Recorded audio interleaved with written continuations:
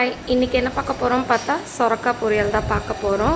So சொரக்காயில் தோல் எடுத்துகிட்டு அந்த சொரக்காவை குட்டி குட்டி பீஸ் கட் பண்ணும்போது அதுக்கு நடுவில் விதை இருக்குது பார்த்தீங்களா, அதை ஃபுல்லாக நம்ம ரிமூவ் பண்ணிவிட்டு எடுத்துக்கணும். ரொம்ப இலசாக இருந்துச்சுன்னா அப்படியே போட்டுக்கலாம். ஆனால் ரொம்ப விதை இருந்தால் அதை எடுத்துகிட்டு ரிமூவ் பண்ணிவிட்டு இப்படி குட்டி குட்டி பீஸாக ஸ்கொயர் ஷேப்பில் உருளைக்கிழங்கு பொரியலுக்கு நம்ம கட் பண்ணுவோம் அந்த சைஸுக்கு கட் பண்ணி குக்கரில் நம்ம வேக வச்சிடணும். இலசா காய் இருந்துச்சுன்னா 2 விசில் போதும், கொஞ்சம் மொத்தமாக இருந்தால் 3 விசில் விடணும். இப்போ குக்கரில் அந்த காய் வைக்கும்போது லைட்டாக தண்ணி தெளித்து 3 விசில் நான் இன்றைக்கி எடுத்திருக்கேன்.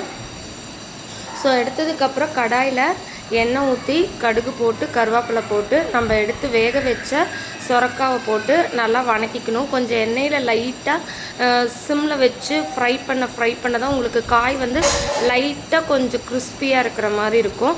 அதில் நமக்கு தேவையான அளவுக்கு சால்ட் ஆட் பண்ணிவிட்டு ஒரு 10 மினிட்ஸ் அப்படி லைட்டாக கொஞ்சம் ஃப்ரை பண்ணிக்கிட்டே இருக்கணும் எண்ணெயில். அது கொஞ்சம் உங்களுக்கு கிறிஸ்பியான மாதிரி தெரிஞ்சதுக்கப்புறமா நம்ம வீட்டில் யூஸ் பண்ணுற எந்த சாம்பார் பொடி இருந்தாலும் ஓகே.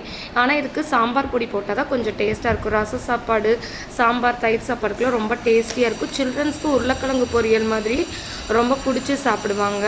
இது வந்து நம்ம சொரக்காயில் இந்த மாதிரி செஞ்சுருக்க மாட்டோம். இது மாதிரி செஞ்சால் ரொம்ப டேஸ்டியாகவும் நல்லாவும் இருக்கும். ஸோ இந்த வீடியோ உங்களுக்கு பிடிச்சிருந்தா லைக் பண்ணுங்கள், ஷேர் பண்ணுங்கள், மறக்காமல் சப்ஸ்கிரைப் பண்ணிக்கோங்க. இந்த மாதிரி குக்கிங் வீடியோஸ் வேணும்னா நம்ம சேனலை சப்ஸ்கிரைப் பண்ணிக்கோங்க. Bye guys.